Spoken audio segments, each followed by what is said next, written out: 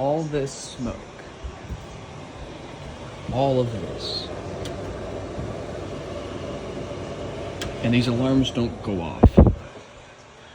But when there isn't smoke and you open it because you're making bread, aka pizza, and it goes off because of freaking ionization. Guys, don't buy ionization detectors. They don't work for fires.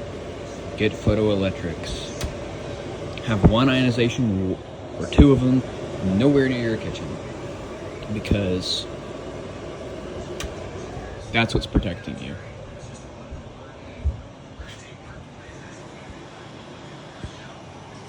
That's my short for the day.